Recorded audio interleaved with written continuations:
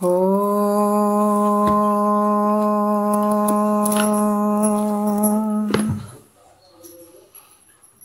ಗುರುರ್ಬ್ರಹ್ಮ ಗುರುರ್ವಿಷ್ಣು ಗುರುರ್ದೇವೋ ಮಹೇಶ್ವರಃ ಗುರು ಸಾಕ್ಷಾತ್ ಪರಬ್ರಹ್ಮ ತಸ್ಮೈ ಶ್ರೀ ಗುರವೇ ನಮಃ. ಶ್ರೀ ಜಗದ್ಗುರು ಸಿದ್ಧಾರೂಢರ ಪಾದಕಮಲಗಳಿಗೂ, ಶ್ರೋತ್ರಿಯ ಬ್ರಹ್ಮನಿಷ್ಠ ಸದ್ಗುರು ಬಸವಾನಂದರ ಪಾದಕಮಲಗಳಿಗೂ, ಅವರ ಪ್ರತಿರೂಪದಂಥ ನಿಜಗುಣಪ್ಪನವರ ಪಾದಕಮಲಗಳಿಗೂ ನನ್ನ ದೀರ್ಘದಂಡ ಪ್ರಣಾಮಗಳನ್ನು ಸಲ್ಲಿಸುತ್ತಾ, ಎಲ್ಲ ಮಹಾತ್ಮರ ಪಾದಕಮಲಗಳಿಗೂ ನನ್ನ ದೀರ್ಘದಂಡ ಪ್ರಣಾಮಗಳನ್ನು ಸಲ್ಲಿಸುತ್ತಾ, ಮನದಲ್ಲಿ ಸ್ಮರಿಸಿಕೊಳ್ಳುತ್ತಾ, ತಮ್ಮೆಲ್ಲರಿಗೂ ವಂದಿಸುತ್ತಾ, ಇವತ್ತಿನ ಪರಮಾನುಭವದೆ 5ನೇ ಸಂಧಿ ಒಳಗಿರುವಂಥ 7ನೆಯ ಸೂತ್ರವನ್ನು ನಾವು ನೋಡ್ತಾ ಇದ್ದೀವಿ. ಹಿಂದಿನ ಒಂದು ಸೂತ್ರಗಳಲ್ಲಿ ಅಂತಃಕರಣ ಶುದ್ಧಿಗಾಗಿ ಯಮ ನೇಮಾದಿಗಳನ್ನು ನಿರೂಪಣೆ ಮಾಡಿದರು. ಯಮ ನೇಮ, ಆಸನ, ಪ್ರಾಣಾಯಾಮ, ಪ್ರತ್ಯಾಹಾರ, ಧಾರಣ, ಧ್ಯಾನ, ಸಮಾಧಿ ಅನ್ನುವಂಥದ್ದು ಹೇಳಿದರು. ಯಾಕೆ ಹೇಳಿದರು ಅಂದರೆ ಅಂತರಂಗ ಶುದ್ಧಿಗಾಗಿ. ಇವಾಗ ಮುಂದಿನ ವಿಚಾರದಲ್ಲಿ ಹೇಳ್ತಾರೆ, ಸೂತ್ರದಲ್ಲಿ ಹೇಳ್ತಾರೆ, ಆರೋಗ್ಯದ ಸಲುವಾಗಿ ಆಸನಗಳನ್ನು ಹೇಳ್ತಾರೆ. ಆಸನ ಸ್ಥಿರವಾಗಿ ಮನ ಅಕ್ಷಿ ಹಸುಗೂಡಿ ನಾಸಾಗ್ರದಲ್ಲಿ ನಿಂದೊಡೆ ಮುಕ್ತಿ ಅಂತ ಹೇಳ್ತಾರೆ. ಹಸುಗೂಡಿ ಅಂದರೆ ಪ್ರಾಣವಾಯು ಕೂಡಿಕೊಂಡು ಅನ್ನುವಂಥದ್ದು. ಆಸನ ಅಂದರೆ ಕೂಡುವಂಥದ್ದು. ಸ್ಥಿರವಾಗಿ ಅಂದರೆ ಚಲಿಸದ ಹಾಗೆ ಇರುವಂಥದ್ದು. ಶರೀರವು ಒಂದು ಆಸನದಲ್ಲಿ ಚಲಿಸಿದೆ ಅಂದರೆ ಕೂತ್ಕೊಳ್ಳುವಂಥದ್ದು. ಶರೀರ ಆ ಕಡೆ, ಯಾಕಂದರೆ ಶರೀರ ಭಾಳ ಮುಖ್ಯ. ಪ್ರಾಣಾಯಾಮ ಮಾಡಬೇಕಾದಾಗ ಶರೀರ ಬಹಳ ಮುಖ್ಯ ಆಗ್ತದೆ. ಇಲ್ಲಿ ಒಂದು ಕಡೆ ಆಸನ ಅಂದರೆ ಕೂತ್ಕೊಳ್ಳುವಂಥದ್ದು.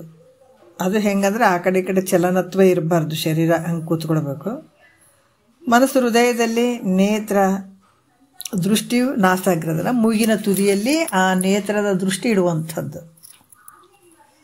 ಪ್ರಾಣವಾಯು ಭ್ರೂಮಧ್ಯದಲ್ಲಿ ನಿಲ್ಲುವಂಥದ್ದು. 2 ಹಣೆಗಳ ಮಧ್ಯೆ ಭ್ರೂಮಧ್ಯದಲ್ಲಿ ಪ್ರಾಣವಾಯು ನಿಲ್ಲುವಂಥದ್ದು. ಈ ರೀತಿಯಾಗಿ ನಿಂತುಕೊಂಡಾಗ ಅಂತಃಕರಣ ಶುದ್ಧ ಆಗ್ತದೆ. ಅದರ ಮೂಲಕ ಯಾವಾಗ ಶುದ್ಧ ಆಗ್ತದೆ ಆವಾಗ ಜ್ಞಾನ ಪ್ರಾಪ್ತಿ ಮಾಡ್ಕೊಳ್ಳಿಕ್ಕೆ ಸಾಧ್ಯ ಆಗ್ತದೆ. ಅಲ್ಲಿ ನಿಂತುಗಳೇನೆ ನಮ್ಮ ಮೋಕ್ಷ ಆಗ್ತದೆ ಅನ್ನಂಗಿಲ್ಲ. ಪ್ರಾಣಾಯಾಮ ಮಾಡಕತ್ತಾಗ ನಮ್ಮ ಆ ಸಂದರ್ಭದಲ್ಲಿ ಮೋಕ್ಷ ಆಗ್ತದೆ. ಇದೆಲ್ಲ ಯಾಕೆ ಹೇಳಕತ್ತಾರಂದ್ರೆ ನಿನ್ನ ಅಂತಃಕರಣ ಶುದ್ಧಿಗೆ ಹೇಳ್ತಾ ಇದ್ದಾರೆ.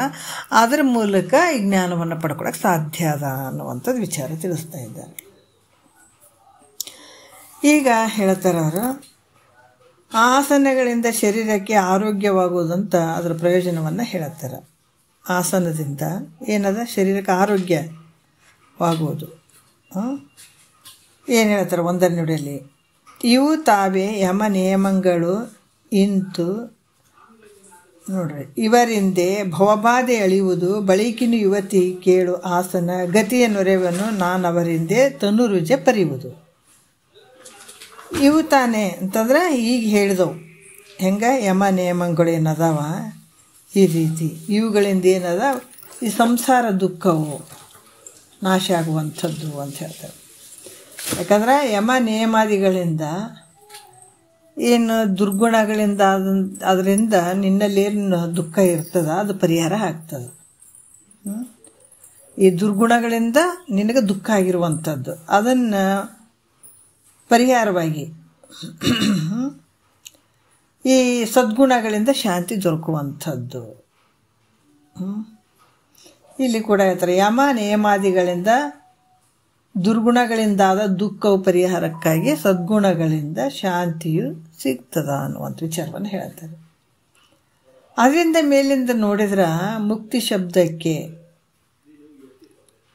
ಯಾಕಂದ್ರೆ ಇಲ್ಲಿ ಶಾಂತಿ ದೊರೀತದ ವಿಚಾರ ಮಾಡಿ ನೋಡಿದ್ರೆ ಇದು ಈ ರೀತಿ ಮಾಡೋದ್ರಿಂದ ಮುಕ್ತಿ ಆಗ್ತೇನಂತಂದ್ರೆ ಹಂಗಲ್ಲ. ಅದು ಮುಕ್ತಿ ಶಬ್ದ ಅನ್ನುವಂಥದ್ದು ಇಲ್ಲಿ ಅಂತಃಕರಣ ಶುದ್ಧಿ ಅಂತ ಅರ್ಥ ಮಾಡ್ಕೋಬೇಕಾಗ್ತದೆ.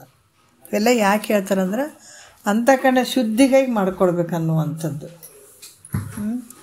ಅನಂತರ ಈಗ ಆಸನಗಳನ್ನು ಅಭ್ಯಾಸ ಮಾಡುವಂಥದ್ದು. ಯಮನೇಮಾದಿಗಳು ಹೇಳ್ಯಾರಂದ್ರೆ ಪ್ರಾಣಾಪಾನ ವ್ಯಾನ ಉದಾನ ಪ್ರಾಣವಾಯುಗಳಿವು. ಆಮೇಲೆ ಯಮ ನೇಮ ಆಸನ ಪ್ರಾಣಾಯಾಮ ಪ್ರತ್ಯಾಹಾರ ಇವೆಲ್ಲ ಹೇಳಿದಾರಂದ್ರೂ ಕೂಡ ಅವ ಅಂತಃಕರಣ ಶುದ್ಧಿಗಾಗಿ ಹೇಳುವಂಥದ್ದು. ಇಲ್ಲಿ ಕೂಡ ಮತ್ತೆ ಆಸನಗಳನ್ನು ಅಭ್ಯಾಸ ಮಾಡೋದರಿಂದ ಶರೀರದಲ್ಲಿರುವಂಥ ರೋಗಗಳು ನಿವೃತ್ತಿ ಆಗ್ತದೆ. ಯಮನೇಮಾದಿಗಳಿಂದ ಅಂತಃಕರಣದಲ್ಲಿರುವಂತಹ ಏನಂದ್ರೆ ಆ ಕಲ್ಮಶವನ್ನು ಅಂದ್ರೆ ಶುದ್ಧ ಮಾಡುವಂಥ ಕೆಲಸ ಅಲ್ಲೇ ಆಗ್ತದೆ. ಆಸನಗಳು ಹಾಕೋದ್ರಿಂದ ಏನಾಗ್ತದೆ ಅಂತಂದ್ರೆ ಈ ಶರೀರದಲ್ಲಿ ರೋಗಗಳು ಏನಿರ್ತಾವಲ್ಲ ಅದು ನಿವೃತ್ತಿ ಆಗಿರುವಂಥದ್ದು, ಆರೋಗ್ಯ ಪ್ರಾಪ್ತಿ ಆಗ್ತದಂತ ತಿಳಿ ಅನ್ನುವಂಥ ವಿಚಾರ ಇದು. ಆಸನಗಳಿಂದ ಏನಾಗ್ತದೆ, ಶರೀರ ಸದೃಢ ಆಗ್ತದೆ, ರೋಗಗಳು ಇದರಲ್ಲಿ ಪರಿಹಾರ ಆಗ್ತದೆ ರೋಗಗಳಿಂದ. ಅದಕ್ಕೆ ಈ ರೀತಿಯಾಗಿ ತಿಳಿಯುವಂಥದ್ದು ಅಂತ ಕೂಡ ಹೇಳ್ತಾರೆ. ಅವು ಯಾವುದವ ಆಸನಗಳು? ಶರೀರ ಶುದ್ಧಿಗಾಗಿ ಮಾತ್ರ ನೋಡ್ರಿ, ಇದು ಶರೀರ ಒಂದು ಆರೋಗ್ಯ ಆಗುವಂಥದ್ದು ಪ್ರಾಪ್ತಿ ಆಗುವಂಥದ್ದಕ್ಕಾಗಿ ಈ ಆಸನಗಳನ್ನು ಹಾಕುವಂಥದ್ದು. ಸಿದ್ಧಾಸನ ಅಂತ ಒಂದು ಹೇಳ್ತಾರೆ, ನಿರೂಪಣೆ ಮಾಡ್ತಾರೆ. ಸಿದ್ಧಾಸನ ಏನು ಹೇಳ್ತಾರೆ? ಎರಡನೇ ನುಡಿಯಲ್ಲಿ ಎಡದ ಇಮ್ಮಡದಿ ಆಧಾರದ ಎಡೆಯ ನೊತ್ತು ತೊಡನೆ ದಕ್ಷಿಣದ ಇಮ್ಮಡವನ್ನು ಮಡಗಿ ಮೇಹನ ಮೇಲ್ಗಡೆಯೋಳು ರುಜುವೆನಿಪ್ಪ ಒಡಲಿಂದ ಮಿರೆ ಸಿದ್ಧಾಸನವದು ಅಂತ ಹೇಳ್ತಾರೆ. ಇಲ್ಲಿ ಸಿದ್ಧಾಸನ ಕೂಡುವಂಥದ್ದು ಮಾಮೂಲಿ ಹಿಂಗೆ ಕೂತ್ಕೊಂಡು ಕಾಲು ಸ್ವಲ್ಪ ಮೇಲ್ಗಡೆ ಹಾಕ್ಕೊಂಡು ಕುಂದ್ರೋದಕ್ಕೆ ಹೇಳ್ತಾರೆ. ಎಡಗಾಲದ ಹಿಮ್ಮಡದಿಂದ ಯಾವ ರೀತಿ ಕೂಡ್ಬೇಕಂತಂದ್ರೆ ಅದು ಈ ಕಾಲು ಹಿಂಗೆ ಮಡ್ಚ್ಕೊಂಡು ಕೂತ್ಕೊಂಡು ಮ್ಯಾಲೆ ಹಿಂಗೆ ಕಾಲು ಹಾಕ್ಕೊಳ್ಳುವಂಥದ್ದು. ಅದು ಬಲಗಡೆಯ ಕಾಲನ್ನು ಈ ಕಾಲುಗಳು ಹಿಂಗೆ ಚಕ್ಮಕ್ಕಳು ಹಾಕೊಂಡು ಕುಂದಿರ್ತೀವಲ್ಲ, ಈ ಕಾಲನ್ನು ಸ್ವಲ್ಪ ಮೇಲ್ಗಡೆ ಎತ್ತಿ ಇಟ್ಕೊಂಡು ಕುಂದಿರೋದಕ್ಕೆ ಅದಕ್ಕೆ ಸಿದ್ಧಾಸನ ಅಂತ ಕೂಡ ಹೇಳ್ತಾರೆ. ಮತ್ತು ಕೂತ್ಕೊಳ್ಬೇಕಾದ್ರೂ ಕೂಡ ಶರೀರ ನೀಟಾಗಿ ನೆಟ್ಟಗಾಗಿ ಕೂತ್ಕೊಳ್ಬೇಕು, ಆ ಕಡೆ ಬಗ್ಗಿ ಕೂತ್ಕೊಳ್ಳೋಂಗಿಲ್ಲ, ನೆಟ್ಟಗೆ ಕೂತ್ಕೊಳ್ಬೇಕು, ನೀಟಾಗಿ ಕೂತ್ಕೊಳ್ಬೇಕು. ಅದಕ್ಕೆ ಇದಕ್ಕೆ ಸಿದ್ಧಾಸನ ಅಂತ ಕೂಡ ಹೇಳುತ್ತಾರೆ ಅವರು. ಮತ್ತು ಸ್ವಸ್ತಿಕಾಸನದ ಬಗ್ಗೆ ಕೂಡ ಹೇಳುತ್ತಾರೆ ಅವರು. ತೊಡೆ ಕಿರು ತೊಡೆಗಳ ನಡುವೆ ಎರಡು ಅಂಗ್ರಿಗಳಡಗಿರ್ದು ಸಸಿನಾಮ ಆದ ಒಡಲಿಂದ ಬಿಡದೆ ಕುಳ್ಳಿರೆ ಸ್ವಸ್ತಿಕಾಸನ ಹೌದೆಂದು ಮಡದಿ ನೀನಿದನ್ನು ನಿಶ್ಚಯಿಸುವುದು ಅಂತ ಕೂಡ ಹೇಳ್ತಾರೆ. ಇಲ್ಲಿ ಎರಡು ಕಿರಿ ತೊಡೆಗಳ ಮಧ್ಯದಲ್ಲಿ ಎರಡು ಪಾದಗಳನ್ನು ಅಡಗಿಸಿ, ಎರಡು ಚಕ್ಮಕ್ಕಳು ಹಾಕ್ಕೊಂಡು ಅಲ್ಲಿ ಕೂಡ ಈ ರೀತಿ ಕೂತ್ಕೊಳ್ಳುವಂಥದ್ದು. ನೀಟಾಗಿ ಶರೀರದಿಂದ ಕುಳಿತುಕೊಂಡು ನೆಟ್ಟಿಗೆ ಕೂತ್ಕೊಳ್ಬೇಕಲ್ಲಿ. ಇದಕ್ಕೆ ಸ್ವಸ್ತಿಕಾಸನ ಅಂತ ಕೂಡ ಹೇಳ್ತಾರೆ. ಈ ರೀತಿ ಕೂತ್ಕೊಳ್ಬೇಕಾದಂಥದ್ದು ಹೇಳ್ತಾರೆ. ಮತ್ತು ಎಲ್ಲರಿಗೂ ಉಪಯೋಗ ಆಗುವಂಥದ್ದು ಇನ್ನೂ ಒಂದು ಆಸನ ಯಾವುದದ ಅಂದ್ರೆ ಒಂದು ಆಸನ ಐತೆ, ಅದು ಯಾವುದಂದ್ರೆ ಪದ್ಮಾಸನ ಅನ್ನುವಂಥದ್ದು. ಈ ತೊಡೆಗಳೆರಡರ ಮೇಲಡರಿ, ನಾಲ್ಕನೇ ನುಡಿಯಲ್ಲಿ ನೋಡೋಣ. ತೊಡೆಗಳೆರಡರ ಮೇಲಡರಿ ಮಂಡಗಳು ಬಿಡದೆ ಕೂಡಿರಲೆಡ ಬಲನಾಗಿ ಕಡು ನೇರಿತ್ತಾದ ಒಡಲಿಂದೆ ಕುಳಿರಲ್ಲದೆ ಮಡದಿ ಪದ್ಮಾಸನವೆನಿಪ್ಪದು ಅಂತ ಹೇಳ್ತಾರೆ. ಈಗ ಎರಡು ತೊಡೆಗಳ ಮೇಲೆ ಎರಡೂ ಕಾಲುಗಳು ಹಿಮ್ಮಡಿಗಳು ಅಂದರೆ ಈ ಒಂದು ಪದ್ಮಾಸನ ಗೊತ್ತಿರ್ತದೆ. ಮಾಮೂಲಿ ಈ ಕಾಲು ಹಿಂಗೆ ಇಟ್ಕೊಂಡು ಈ ಕಾಲನ್ನು ಈ ಕಡೆ ಮ್ಯಾಲೆ ಹಾಕೋದು, ತಿರ್ಗಾ ಈ ಕಾಲನ್ನು ಮತ್ತು ಈ ಬಲಗಿನ ಕಡೆ ಹಾಕುವಂಥದ್ದು. ಈ ರೀತಿ ಇದಕ್ಕೆ ಪದ್ಮಾಸನ ಅಂತ ಹೇಳ್ತಾರೆ. ಒಂದು ಕಾಲಿನ ಮೇಲೆ ಒಂದು ಈ ಚಕ್ಮಕ್ಕಳು ಹಾಕೊಂಡು ಕುಂತು ಈ ಕಾಲು ತೊಗೊಂಡು ಈ ಬಲಗಾಲು ತೊಗೊಂಡು ಎಡಗಡೆ ತೊಡಿ ಮೇಲೆ ಇಟ್ಕೊಳ್ಳೋದು, ಎಡಗಾಲು ತೊಗೊಂಡು ಬಲಗಾಲು ತೊಡಿ ಮೇಲೆ ಇಟ್ಕೊಳ್ಳೋದು ಪದ್ಮಾಸನ ಅಂತ ಕೂಡ ಹೇಳ್ತಾರೆ ಇದಕ್ಕೆ. ಈ ರೀತಿ ಎರಡು ತೊಡೆಗಳ ಮೇಲೆ ಎರಡು ಕಾಲುಗಳ ಹಿಮ್ಮಡಿಗಳು ಎಡದ್ದು ಬಲಕ್ಕಾಗಿಯೂ ಬಲದ್ದು ಎಡಕ್ಕಾಗಿಯೂ ಹತ್ತಿಸಿ ಸರಳವಾದ ಶರೀರದ ಮೇಲೆ ನೆಟ್ಟಗೆ ಆರಾಮಾಗಿ ಕೂತ್ಕೊಳ್ಳುವಂಥದ್ದು. ಇದಕ್ಕೆ ಏನು ಹೇಳ್ತಾರೆ? ಪದ್ಮಾಸನ ಅಂತ ಕೂಡ ಹೇಳ್ತಾರೆ. ಇವೆಲ್ಲ ಸ್ವಲ್ಪ ಏಕ್ದುಮ್ ಆಗಂಗಿಲ್ಲ, ಕೂತ್ಕೊಳ್ಳೋಕೆ ಸ್ವಲ್ಪ ಅಭ್ಯಾಸ ಮಾಡಬೇಕಾಗ್ತದೆ ಇವೆಲ್ಲ. ಅದಕ್ಕೆ ಇದು ಕೂಡ ಹೇಳ್ತಾರೆ. ಈ ಬ್ರಹ್ಮಚರ್ಯ ಆಶ್ರಮಿಗೆ ಯೋಗ್ಯವಂತ ವೀರಾಸನ ಅಂತ ಕೂಡ ಹೇಳ್ತಾರೆ. ವೀರಾಸನ ಅಂದರೆ ನಾವು ವಜ್ರಾಸನ ಹಾಕೊಂಡು ಕುಂದಿರ್ತೀವಲ್ಲ ಹಂಗೆ, ಅದೇ ಥರದಾಗೆ ಇದು ಕೂಡ ವೀರಾಸನ ಅಂತ ಕೂಡ ಹೇಳ್ತಾರೆ. ಈಗ 5ನೇ ನುಡಿಯಲ್ಲಿ ಹೇಳ್ತಾರೆ. ಎಡದ ಪಾದದ ಮಡವಡಿಯಾಗಿ ನಿಲೆ ಬಲದಡಿ ಮಡವೆಡದ ತೊಡೆಯ ಮೇಲೆ ಮಡಗಿರೆ ರುಜುಕಾಯದಿಂದ ಕುಳ್ಳಿರ್ದೊಡೆ ನುಡಿಯುವವರು ಅದನ್ನು ವೀರಾಸನವೆಂದು ಅಂತ ಹೇಳ್ತಾರೆ. ಈ ಏನು ವಜ್ರಾಸನ ಅಂತ ಹಾಕ್ಕೊಳ್ತೀವಲ್ಲ ಆ ಥರ ಅದಕ್ಕೆ ಕೂಡ ಹಿಂಗೆ ಕೂತ್ಕೊಳ್ಳೋದು. ಈ ಮಕ್ಕಳು ಸಣ್ಣ ಮಕ್ಕಳು ಆಟ ಆಡೋಕ್ಕೆ ಹಿಂಗೆ ಕುಂತಿರ್ತಾವೆ ನೋಡ್ರಿ, ಕಾಲು ಹಿಂದ್ಗಡೆ ಹಿಂಗೆ ಹಾಕ್ಕೊಂಡು ಕುಂದಿರ್ತಾವಲ್ಲ ಆ ರೀತಿ ಹಾಕ್ಕೊಳ್ಳುವಂಥದ್ದು. ಅದಕ್ಕೆ ವೀರಾಸನ ಅಂತ ಕೂಡ ಹೇಳ್ತಾರೆ ಅವರು.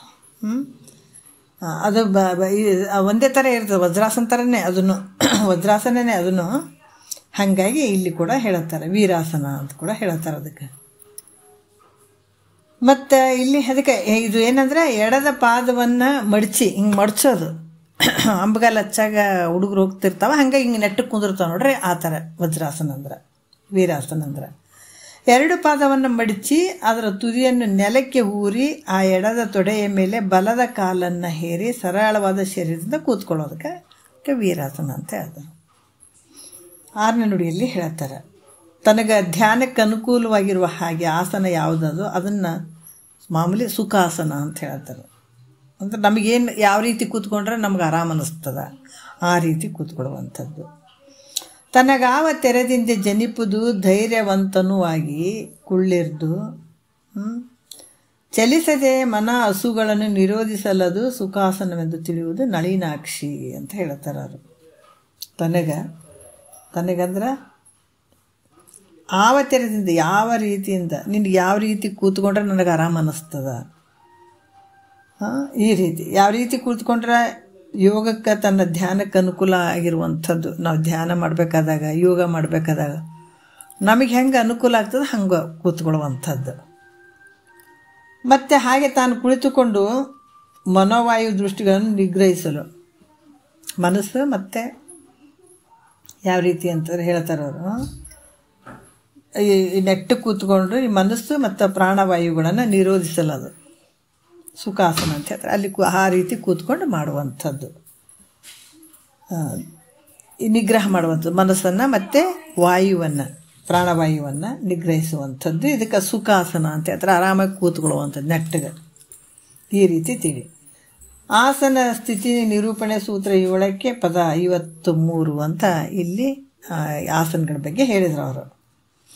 ಇವಾಗ ಪ್ರಾಣವಾಯು ನಿರೋಧನ ಮಾಡೋದ್ರಿಂದ ಬುದ್ಧಿ ಏನಾಗ್ತದೆ, ಶುದ್ಧ ಆಗ್ತದೆ ಅಂತ ಹೇಳ್ತಾರೆ. ಆಸನಗಳನ್ನು ಹೇಳಿದ್ರೀಗ, ಮತ್ತು ಈಗ ಪ್ರಾಣವಾಯು ಬಗ್ಗೆ ಹೇಳ್ತಾರೆ ಅವರು. ಯಾಕಂತಂದ್ರೆ ಇಲ್ಲಿ ಇದನ್ನು ಪ್ರಾಣವಾಯು ನಿರೋಧನ ಮಾಡೋದ್ರಿಂದ ಏನಾಗ್ತದೆ, ಬುದ್ಧಿ ಶುದ್ಧ ಆಗ್ತದೆ ಅನ್ನುವಂಥದ್ದು ಹೇಳ್ತಾರೆ ಅವರು.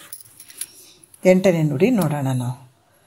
ತನು ಮೂಲವೆನಿಸುತ್ತಿರ್ಪ ಅನಿಲ ನಿರೋಧನ ವನಿತೆ ಕೇಳದರಿಂದ ಮತಿ ಶುದ್ಧಿ ಅಂತ 8ನೇ ನುಡಿಯಲ್ಲಿ ಸೂತ್ರದಲ್ಲಿ ಹೇಳ್ತಾರೆ. ವನಿತೆ ಕೇಳು ಅಂದ್ರೆ ಸತಿಯೇ ಆಲಿಸು. ತನು ಮೂಲವೆನಿಸುತ್ತಿರ್ಪ ಅಂದ್ರೆ ಶರೀರಕ್ಕೆ ಮೂಲ ಕಾರಣವೆಂದು ಎಣಿಸಿಕೊಳ್ಳಿರುವಂಥದ್ದು ಯಾವುದು, ಅನಿಲ. ಅನಿಲ ಅಂದರೆ ವಾಯು. ಈ ಶರೀರದ ಒಂದು ಗಮನಾಗಮನ ಮಾಡುವಂಥ ವ್ಯವಹಾರಕ್ಕೆ ಯಾವುದು ಮೂಲ ಕಾರಣ, ಶರೀರ ಉಸಿರಾಟಕ್ಕೆ. ಈ ಮೂಲ ಶರೀರಕ್ಕೆ ಕಾರಣ ಆಗಿರುವಂಥದ್ದು, ಮೂಲ ಶರೀರವನ್ನು ಒತ್ಕೊಂಡು ತಿರುಗಾಡುವಂಥದ್ದು, ಇದೆಲ್ಲ ವ್ಯವಹಾರಕ್ಕೆ ಕಾರಣ ಆಗಿರುವಂಥದ್ದು ಯಾವುದು ಅಂತಂದರೆ ಇದು ಪ್ರಾಣವಾಯು. ಇದು ಮೂಲ ಕಾರಣ ಆಗಿರುವಂಥದ್ದು. ಯಾಕಂದ್ರೆ ವಾಯುವಿನ ಚೇಷ್ಟೆಯಿಂದಲೇ ಈ ಶರೀರೇಂದ್ರಿಯಗಳು ವ್ಯವಹಾರ, ಈ ಎಲ್ಲ ವ್ಯವಹಾರ ಏನು ಮಾಡ್ತದಲ್ಲ ಶರೀರ, ಇವೆಲ್ಲ ವ್ಯವಹಾರಕ್ಕೆ ಈ ಪ್ರಾಣವಾಯುವೇ ಕಾರಣ ಆಗಿರುವಂಥದ್ದು. ಅದರಿಂದನೇ ಆ ಚೇಷ್ಟೆಯಿಂದನೇ ಈ ಶರೀರದ ಇಂದ್ರಿಯಗಳೆಲ್ಲ ನಡೀತಾವೆ. ಅಂಥ ವಾಯುವನ್ನು ಪ್ರಾಣಾಯಾಮದಿಂದ ತಡೆಯಲು, ಅಂಥ ವಾಯುವನ್ನು ಏನಪ್ಪ ಅಂತಂದ್ರೆ ಪ್ರಾಣಾಯಾಮದಿಂದ ತಡೆಯಲು ಅವುಗಳಿಂದ ಬುದ್ಧಿ ಶುದ್ಧ ಆಗ್ತದೆ. ಈ ಪ್ರಾಣಾಯಾಮ ಮಾಡೋದ್ರಿಂದ ಏನಾಗ್ತದಂದ್ರೆ ಬುದ್ಧಿ ಶುದ್ಧ ಆಗ್ತದ ಅಂತ ಕೂಡ ಹೇಳ್ತಾರೆ. ಶರೀರದಲ್ಲಿ ಪ್ರತಿಯೊಂದಕ್ಕೂ ಕಾರಣ ಆಗಿರುವಂಥದ್ದು ಯಾವುದು, ಇದು ವಾಯು. ಮತ್ತು ಅಂಥ ವಾಯುವನ್ನು ಪ್ರಾಣಾಯಾಮದಿಂದ ತಡಿಲಿಕ್ಕೆ ಸಾಧ್ಯ ಆಗ್ತದೆ. ಅದರಿಂದ ಏನಾಯಿತು ಅಂದರೆ ಬುದ್ಧಿ ಶುದ್ಧ ಆಗ್ತದೆ ಅನ್ನುವಂಥ ವಿಚಾರವನ್ನು ಹೇಳ್ತಾರೆ ಅವರು. ಮತ್ತು ಇಲ್ಲಿ ಕೂಡ ಹೇಳ್ತಾರೆ, ಸಗುಣ ಯೋಗದಲ್ಲಿ ಮುಖ್ಯವಾದದ್ದು ಯಾವುದು ಅಂದರೆ ಪ್ರಾಣಾಯಾಮವನ್ನು ಅವರು ನಿರೂಪಣೆ ಮಾಡ್ತಾರೆ. ಪ್ರಾಣಾಯಾಮದ ಬಗ್ಗೆ ನಿರೂಪಣೆ ಮಾಡ್ತಾರೆ. 1ನೇ ನುಡಿಯಲ್ಲಿ ಹೇಳ್ತಾರೆ, ತನು ಮೂಲ ಹಸು ನಿರೋಧನ ಮುಖ್ಯ ಗುಣಯೋಗವೆನಿಸುಗುಂ ಅದರಿಂದೇ ಮೊದಲೋಳು ತನುವಿನೋಳ ಅದನ್ನರಿಯಲು ಬೇಹುದು ಎಲೆ ಪುಸಿ ತನು ಮಧ್ಯೆ ಕೇಳಿದನು ಒರೆವೆನು ಅಂತ ಹೇಳ್ತಾರೆ ಅವರು. ತನು ಮೂಲ ಅಂತಂದ್ರೆ ಈ ಶರೀರಕ್ಕೆ ಮೂಲ ಕಾರಣ ಆಗಿರುವಂಥದ್ದು ವಾಯುವಿನನ್ನು ಬಂಧಿಸುವಂಥದ್ದು. ಇದು ಮುಖ್ಯವಾಗಿ ಸಗುಣ ಯೋಗ ಅಂತ ಕೂಡ ಹೇಳ್ತಾರೆ. ಯಾಕಂದ್ರೆ ಮುಖ್ಯ ಗುಣಯೋಗ ವೆನಿಸುಗಂ ಅಂತಂದ್ರೆ ಮುಖ್ಯವಾದ ಸಗುಣ ಯೋಗ ಅಂತ ಅನ್ನಿಸುವಂಥದ್ದು. ಸಗುಣಾಷ್ಟಂಗಗಳಲ್ಲಿ ಪ್ರಾಣಾಯಾಮೇ ಮುಖ್ಯ ಸಾಧನವಾಗಿರುವಂಥದ್ದು ನೋಡಿ. ಸಗುಣಾಷ್ಟಂಗಗಳಲ್ಲಿ ಪ್ರಾಣಾಯಾಮ ಅನ್ನುವಂಥದ್ದು ಮುಖ್ಯ ಸಾಧನವಾಗಿರುವಂಥದ್ದು. ಆದ್ದರಿಂದ ಅದನ್ನು ನಾನು ಮೊದಲು ಹೇಳ್ತೀನಿ, ಏಕಾಗ್ರ ಚಿತ್ತದಿಂದ ಆಲಿಸು ಮೈತ್ರ ಅಂತ ಹೇಳ್ತಾರೆ ಅವರು. ಸಗುಣ ಅಷ್ಟಾಂಗದಲ್ಲಿ ಏನಪ್ಪ ಅಂದ್ರೆ ಪ್ರಾಣಾಯಾಮ ಬಹಳ ಮುಖ್ಯವಾಗಿರುವಂಥದ್ದು ಐತೆ, ಅದನ್ನು ನಾನು ಹೇಳ್ತೇನೆ. ಅದಕ್ಕೆ ಏಕಾಗ್ರ ಬುದ್ಧಿಯಿಂದ ಏಕಾಗ್ರ ಚಿತ್ತದಿಂದ ನಿನ್ನ ತಿಳ್ಕೊ ಮೈತ್ರ ಅಂತನ್ನುವಂಥದ್ದು ಯಾಜ್ಞವಲ್ಕ್ಯರು ಮೈತ್ರಾದೇವಿಗೆ ಹೇಳ್ತಾರೆ ಅವರು. ಈ ಶರೀರದ ಅಳತೆ ಎಷ್ಟದ ನಮ್ಮ ಶರೀರ ಭಾಳಷ್ಟು ಜನ ಈಗ ಗೊತ್ತಿರಂಗಿಲ್ಲ. ಈಗ ಊರ ಕಡೆ ಬೇರೆ ಬೇರೆ ಕಡೆ ನೋಡಬೇಕು. ಯಾಕಂದರೆ ಎಲ್ಲರೂ ಯೋಗದಲ್ಲಿ ನಮ್ಮ ಶರೀರದೊಳಗೆ ಏನೇನು ಐತೆ ಇದನ್ನು ಇಟ್ಕೊತಾರೆ. ಇದನ್ನು ಇಟ್ಕೊಂಡು ಅದು ಏನೈತೆ, ಅಲ್ಲೇನೈತೆ, ಇಲ್ಲೇನೈತೆ. ಹೌದಪ್ಪ, ನಮ್ಮ ಶರೀರ ಎಷ್ಟು ಐತೆ ಸ್ವಲ್ಪ ಏನೋ ಗೊತ್ತಿರ್ತದೆ. ನಾವು ಉಪದೇಶ ತೊಗೊಂಡೇನೆ, ನೀವು ಉಪದೇಶ ತೊಗೊಂಡೇನೆ ಅಂತಾರೆ ಎಲ್ಲರೂ. ಆದ್ರೆ ಏನೋ ಒಂದು 2-3 ಗುಣಗಳು ಗೊತ್ತಿರ್ತಾವ, ಅಥವಾ ಏನೋ ಒಂದು ಚೂರು ಗೊತ್ತಿರ್ತದೆ. ಅದಕ್ಕೆ ಹಂಗಂದ್ರೆ ಹೆಂಗಪ್ಪ? ಈಗ ನಾವು ಉಪದೇಶ ತೊಗೊಂಡಿವಿ ಅನ್ನೋರು ನೋಡಬೇಕು, ಮುಕ್ತರೇ ಆಗಿವಿ ಅನ್ನೋರಂಗೆ ಅವರು ಮಾತಾಡ್ತಿರ್ತಾರೆ. ಎಲ್ಲರೂ ಅಲ್ಲಿ ಎಲ್ಲ ಕೂತ್ಕೊಂಡಾಗ ನಾವು ಶರಣರು ನೀವು ಶರಣರು ಅಂತ ಕೂತಿರ್ತಾರೆ. ಅಲ್ಲಿ ಬಂದು 4-5 ಶಬ್ದಗಳು ಗೊತ್ತಿರ್ತಾವೆ ಅವರಿಗೆ. ಗೊತ್ತಿದ್ದನ್ನು ಅಲ್ಲಪ್ಪ ಮತ್ತು ಶರೀರ ಅಂದರೆ ಎಷ್ಟು ಇರ್ತದೆ, ಎಷ್ಟು ಅಳತಿ ಇರ್ತದೆ ಅಂತ ಇವನ್ ಸ್ವಲ್ಪ ಗೊತ್ತಿತ್ತಂದ್ರೆ ಅದನ್ನು ಹೇಳಕ್ಕೆ ಶುರು ಮಾಡ್ತಾರೆ. ಅದು ಎಷ್ಟಂತ ಮತ್ತು ತಾವು ಹೇಳಂಗಿಲ್ಲ, ಪೂರ್ತಿ ಹೇಳಂಗಿಲ್ಲ, ಅಷ್ಟೇ ಅರ್ಧಕ್ಕರ್ಧನೇ ಹೇಳಿ ಅದೆಲ್ಲ ಮಾತಾಡ್ತಿರ್ತಾರೆ. ಹಾಗೆಲ್ಲ ಮಾತಾಡ್ತಿರ್ತಾರೆ, ಯಾಕೆ ಪೂರ್ತಿನೂ ಗೊತ್ತಿರಂಗಿಲ್ಲ. ಇಲ್ಲಿ ನಿಜಗೊಂಡ್ರೆ ಭಾಳ ಚಂದ ಹೇಳ್ತಾರೆ. ಶರೀರದ ಅಳತೆಯನ್ನು ಜಠರಾಗ್ನಿ ಇರುವ ಸ್ಥಳವನ್ನು ನಿರೂಪಣೆ ಮಾಡ್ತಾರೆ. ಜಠರಾಗ್ನಿ ಎಲ್ಲೈತೆ ನಮ್ಮ ಶರೀರದೊಳಗೆ, ಮತ್ತು ಶರೀರ ಎಷ್ಟು ಅಳತೆಯಿಂದ ಕೂಡ್ಯದ ನಮ್ಮ ಶರೀರ ಅನ್ನುವಂಥದ್ದು ಬಹಳ ವಿಶೇಷವಾಗಿ ಹೇಳ್ತಾರೆ. ಅದಕ್ಕೆ ಈಗ 2ನೇ ನುಡಿಯಲ್ಲಿ ಹೇಳ್ತಾರೆ, ತನುವುದು ತನ್ನ 96 ಬೆರಳುದ್ದವೆನಿಪುದು ಗುದಗುಹ್ಯ ಮಧ್ಯವೇ ತನು ಮಧ್ಯಹುದಲ್ಲಿ ಜಠರಾಗ್ನಿ ನೆಲೆಗೊಂಡು ತನು ದೀಪನಾದಿಕವನ್ನು ಮಾಡ್ಕು ಅಂತ ಹೇಳ್ತಾರೆ. ತನು ದೀಪನಾದಿಕವನ್ನು ಮಾಡ್ಕು. ಶರೀರ ಎಷ್ಟು ಉದ್ದ ಐತಪ್ಪ ನಮ್ಮ ಶರೀರ. ಶರೀರ ಪ್ರತಿಯೊಬ್ಬರ ಶರೀರ ತಮ್ಮ ಬೆರಳುಗಳು ಏನು ಇವು 4 ಬೆರಳುಗಳು ಅದಾವಲ್ಲ, ಈ ಕೈಯಲ್ಲಿ 4 ಬೆರಳುಗಳು ಅದಾವೆ. ಈ ಹೆಬ್ಬಟ್ಟು ಬಿಟ್ಟು ಇದು ತೋರು ಬೆರಳು, ಇದು ಒಂದು 4 ಅದಾವಲ್ಲ, ಇವು 4 ಬೆರಳು ಆ ಪಾದದಲ್ಲಿಂದ ನಾವು ಹಿಂಗೆ ಆ 4 ಬೆರಳನ್ನು ಇವೆರಡೂ ಕೈದು 4 ಬೆರಳು ಹಿಂಗೆ ಅಳತಿ ಮಾಡ್ಕೊತ ಬಂದರೆ ಅದು 96 ಬೆರಳುಗಳು ಉದ್ದಾಗಿರುವಂಥದ್ದು ಪ್ರತಿಯೊಬ್ಬರು ಶರೀರ. ತಮ್ಮ 4 ಬೆರಳಿಂದ ಅಳತೆ ಮಾಡ್ಕೊಂಡ್ರೆ ಅವ್ರವ್ರ ಬೆರಳಿನಿಂದ ಅಳತೆ ಮಾಡ್ಕೊಂಡ್ರೆ 96 ಬೆರಳುಗಳ ಉದ್ದವಾಗಿರುವಂಥದ್ದು ಅವ್ರವ್ರ ಶರೀರಗಳು. ಹಂಗೈತೆ, ಆ ರೀತಿ ಇರುವಂಥದ್ದು ಶರೀರ. ಮತ್ತು ಗುದ ಗುಹ್ಯ 2ರ ಮಧ್ಯೆ ಈಗ ಹೇಳ್ತಾರೆ, ಈ ಶರೀರದ ಮಧ್ಯ ಭಾಗ ಯಾವುದೈತಪ್ಪ ಅಂತ ಇರ್ತಾರೆ. ಅಥವಾ ನಮಗೂ ಗೊತ್ತಾಗಬೇಕಾಗಿತ್ತು ಅಂದ್ರೆ ಶರೀರದ ಮಧ್ಯ ಭಾಗ ಯಾವುದು ಅಂತಂದ್ರೆ ಈ ಗುದ ಮತ್ತು ಗುಹ್ಯ ಅನ್ನುವಂಥದ್ದು ಮಧ್ಯೆ ಗೊತ್ತದಲ್ಲ, ಗೊತ್ತಿರ್ತದೆ. ಗುದ ಅಂತಂದ್ರೆ ಗುಹ್ಯ ಅಂತಂದ್ರೆ ಮೂತ್ರ ಬಿಡುವಂಥದ್ದು, ಗುದ ಅಂದ್ರೆ ಮಲ ಬಿಡುವಂಥದ್ದು. ಇವೆರಡರ ಮಧ್ಯದ ಜಾಗ ಏನಿರ್ತದ ಅವೆರಡರ ಮಧ್ಯದ ಸ್ಥಳವೇ ದೇಹದ ಮಧ್ಯ ಭಾಗ ಅಂತ ಹೇಳ್ತಾರೆ. ಮಧ್ಯ ಸ್ಥಳವಾಗಿರುವಂಥದ್ದು ಅಲ್ಲಿ ಆ ಮಧ್ಯಸ್ಥಾನದಲ್ಲೇ ಜಠರಾಗ್ನಿಯು ಇರುವಂಥದ್ದು. ಮಧ್ಯಸ್ಥಾನದಲ್ಲಿ ಜಠರಾಗ್ನಿ ಇದ್ದುಕೊಂಡು ಶರೀರವನ್ನು ಉಷ್ಣವನ್ನು ಮಾಡುವಂಥದ್ದು, ಉಷ್ಣವಾಗಿರುವಂಥದ್ದು, ಪ್ರಕಾಶವಾಗಿಯೂ ಇರುವಂಗೆ ಮಾಡುವಂಥದ್ದು ಶರೀರದ ಮಧ್ಯ ಭಾಗ ಇರುವಂಥದ್ದು ನೋಡಿ ಜಠರಾಗ್ನಿ. ಅದರಿಂದನೇ ಉಷ್ಣ ಆಗುವಂಥದ್ದು ಮತ್ತು ಪ್ರಕಾಶವಾಗಿಯೂ ಇರುವಂತೆ ಮಾಡುವಂಥದ್ದು ಯಾವುದು ಅಂದರೆ ಇದು ಜಠರಾಗ್ನಿ ಶರೀರದ ಮಧ್ಯ ಭಾಗದಲ್ಲಿ ಇರ್ತದೆ ಅಂತ ಕೂಡ ಹೇಳಿದರು. 3ನೇ ನುಡಿಯಲ್ಲಿ ಹೇಳ್ತಾರೆ, ಏನು ಹೇಳ್ತಾರೆ, ನಾಭಿ ಸ್ಥಾನದಲ್ಲಿರುವ ನಾಡಿ ಕಂದವನ್ನು ಹೇಳ್ತಾರೆ. ಈ ನಾಡಿ ಅಂತಂದರೆ ಇವು ಏನು ನಾಡಿಗಳು ಇರ್ತಾವಲ್ಲ ಅದ್ರ ಬಗ್ಗೆ ಹೇಳ್ತಾರೆ ಅವರು. ನಾಭಿ ಸ್ಥಾನದಲ್ಲಿ ನಾಡಿದು ಇವು ನರಗಳ ಬಗ್ಗೆ ಹೇಳ್ತಾರೆ ಅವರು. ಏನು ಹೇಳ್ತಾರ 3ನೇ ನುಡಿಯಲ್ಲಿ, ಅದರಿಂದೇ ಮೇಲೆ ನವಾಂಗುಲದೆಡೆ ಎನಿಪುದು ನಾಭಿಯಲ್ಲಿ ನಾಡಿಯ ಕಂದ ಪುದಿದು 4 ಅಂಗುಲದಾಯತದಿಂದಿರುಪುದು ಅದು ನಿಜ ಕುಂಡಲಿ ಯೋಡಗೂಡಿ ಅಂತ ಹೇಳ್ತಾರೆ. ಏನಿರ್ತದೆ ಭಾಳ ವಿಶೇಷ ಅಕ್ಷರ ಹೇಳ್ತಾರೆ, ವಿಚಾರಗಳನ್ನು ಹೇಳ್ತಾರೆ. ಅದರಿಂದ ಮೇಲೆ ಅಂದರೆ ಏನು, ಮಧ್ಯಸ್ಥಳದ ಮೇಲೆ, ಮಧ್ಯಸ್ಥಳದ ಹೇಳಿದ್ರಲ್ಲ, ಎಲ್ಲಿ ಮಧ್ಯ, ಶರೀರದ ಮಧ್ಯ ಅಂತ ಹೇಳಿದ್ರಲ್ಲ, ಅದರ ಮೇಲೆ ನವಾಂಗುಲದೆಡೆ ಅಂತ ಹೇಳ್ತಾರೆ ಅವರು. ಅಂದ್ರೆ ದೇಹದ ಮಧ್ಯ ಭಾಗ ಇರುವಂಥದ್ದು. ಆ ಮಧ್ಯದ ಭಾಗದಲ್ಲಿ ಮಧ್ಯದ ಭಾಗ ಹೇಳಿದಾರಲ್ಲ, ಗುದಗುಹ್ಯದ ಮಧ್ಯದ ಭಾಗ, ಶರೀರದ ಮಧ್ಯ ಭಾಗ, ಅದರ ಮೇಲ್ಗಡೆ 9 ಅಂಗುಲ ಮೇಲ್ಗಡೆ ಪ್ರಮಾಣದಲ್ಲಿ ನಾಭಿ ಇರ್ಬೋದು. ಅದು ಒಕ್ಕಳ, ಶರೀರದ ಒಕ್ಕಳ, ನಾಭಿ ಅಂತ ಹೇಳ್ತಾರಲ್ಲ, ಅದು 9 ಅಂಗುಲದ ಮೇಲ್ಗಡೆ ನಮ್ಮ ಒಕ್ಕಳ ಇರುವಂಥದ್ದು, ಅಂದ್ರೆ ನಾಭಿ ಇರುವಂಥದ್ದು. ಅದರಲ್ಲಿ ಏನಂದ್ರೆ ನಾಡಿಯ ಗಡ್ಡೆಯು 4 ಪ್ರಮಾಣ. ನಾಡಿಯ ಗಡ್ಡೆ ಅಂದ್ರೆ ಇವೆಲ್ಲವುಗಳ ಏನು ಅದಾವ, ನಾಡಿಗಳೇನದಾವ ನಮ್ಮ ಶರೀರದೊಳಗೆ, ಇವೆಲ್ಲವುಗಳ ಒಂದು ಗಂಟು ಇಲ್ಲಿ ನಾಭಿ ಹತ್ರ ಅದಾವ. ಶರೀರದ ಎಲ್ಲ ಒಂದು ನಾಡಿಗಳು, ಇವೆಲ್ಲ ನಾಡಿಯ 4 ಪ್ರಮಾಣ ವಿಸ್ತೃತವಾಗಿ ಕುಂಡಲಿ ಶಕ್ತಿ ಕೂಡ್ಕೊಂಡಿರ್ತದೆ. ಅಂದರೆ ಒಂದು ದಪ್ಪ ಒಂದು ಗಡ್ಡೆ ಥರ ಈ ನಾಭಿ ಹತ್ರ ಕೂಡ್ಕೊಂಡಿರ್ತದೆ. ಈ ನಮ್ಮ ಶರೀರದಾಗ ಏನು ಅದಾವ, ಎಲ್ಲ ನಾಡಿಗಳು ಅದಾವಲ್ಲ, ಇವು ನಾಡಿಗಳು ಎಲ್ಲಷ್ಟು ಎಲ್ಲಿ ಅದಾವ ಅಂತಂದ್ರೆ, ನರನಾಡಿಗಳು ಅಂತೀವಲ್ಲ, ನಾಡಿಗಳು ಇವೆಲ್ಲ ಎಲ್ಲಿ ಅದಾವಂದ್ರೆ ಅದ್ರ ಒಂದು ಗಂಟು ಇಲ್ಲಿ ನಾಭಿಯ ಸ್ಥಾನದಲ್ಲಿ ಅದಾವ, ಒಕ್ಕಳ ಹತ್ರ. ಅದಕ್ಕೆ 4 ಪ್ರಮಾಣದ ವಿಸ್ತೃತವಾಗಿ 4 ಪ್ರಮಾಣದ ಇಷ್ಟ ಅಗಲ ಇರುವಂಥದ್ದು ಒಂದು ಗಡ್ಡೆ ಥರ ಇರುವಂಥದ್ದು. ಅದಕ್ಕೆ ಅದು ಯಾವುದರಿಂದ ಕೂಡಿರ್ತಂದ್ರೆ ಕುಂಡಲಿನಿ ಶಕ್ತಿಯಿಂದ ಆ ಜಾಗದಲ್ಲಿ ಕೂಡ್ಕೊಂಡಿರ್ತಾವೆ. ಈ ರೀತಿಯಾಗಿ ಇರುವಂಥದ್ದು. ಅದಕ್ಕೆ ಇಲ್ಲಿ ಕೂಡ ಹೇಳ್ತಾರೆ, ಈ ಕುಂಡಲಿನಿ ಶಕ್ತಿ ನಿಜ ಕುಂಡಲಿ ಒಳಗೂಡಿ ಅಂದರೆ ಕುಂಡಲಿನಿ ಶಕ್ತಿಯಿಂದ ಕೂಡಿಕೊಂಡು ಅಲ್ಲಿ ಇರುವಂಥದ್ದು ಎಲ್ಲ ನಾಡಿಗಳು ಅದ್ರ ಜೊತೆ ಕೂಡಿಕೊಂಡು ಈ ನಾಭಿ ಹತ್ರ ಇರ್ತಾವ. ಇಲ್ಲಿ ಮತ್ತೆ ಹೇಳ್ತಾರ, ಸಕಲ ನಾಡಿಗಳು ನಾಭಿಯ ಕಂದದಿಂದಲೇ ಜನಿಸಿ. ಈ ಸಕಲ ನಾಡಿಗಳು ಏನದಾವ ನಮ್ಮಲ್ಲಿ, ಎಲ್ಲ ನರಗಳು ಎಲ್ಲ ಅದಾವಲ್ಲ, ನಾಡಿಗಳು ಅದಾವಲ್ಲ, ಇವೆಲ್ಲ ಎಲ್ಲಿಂದ ನಮ್ಗೆ ಜನಿಸ್ತಾವಂದ್ರೆ ಇದೇ ನಾಭಿಯ ಕಂದದಿಂದ. ಅಂದ್ರೆ ನಾಭಿಯ ಒಕ್ಕಳಲ್ಲಿರುವಂಥ, ಅದು ಒಂದು ಒಕ್ಕಳ ಹತ್ರ ಇರುವಂಥ ಒಂದು ಗಡ್ಡಿ ಥರ ಇರ್ತದಲ್ಲ, ಅವೆಲ್ಲ ಅವುಗಳನ್ನು ಜೋಡಿಸ್ಕೊಂಡಿರ್ತದೆ. ಅದು ಒಂಥರ ಗಂಟು ಥರ ಇರ್ತದೆ. ಅಲ್ಲಿಂದನೇ ಇವೆಲ್ಲ ನಾಡಿಗಳು ನಾಭಿಯಿಂದಲೇ ಜನಿಸ್ತಾವೆ, ಅಲ್ಲೇ ಎಲ್ಲಿಂದನೇ ಹುಟ್ಟುತ್ತಾವೆ. ಅವು ಹೆಂಗದಾವ ಅಂತಂದ್ರೆ ಪ್ರಾಣವಾಯುವಿನಿಂದ ಸಮೇತವಾಗಿರುವಂಥದ್ದು. ಪ್ರಾಣವಾಯುವಿನಿಂದ ಅವೇನದಾವ ಕೂಡ್ಕೊಂಡದಾವ, ಅದ್ರ ಸಮೇತವಾಗಿರುವಂಥವು ಯಾವ ಇವು ನಾಡಿಗಳು.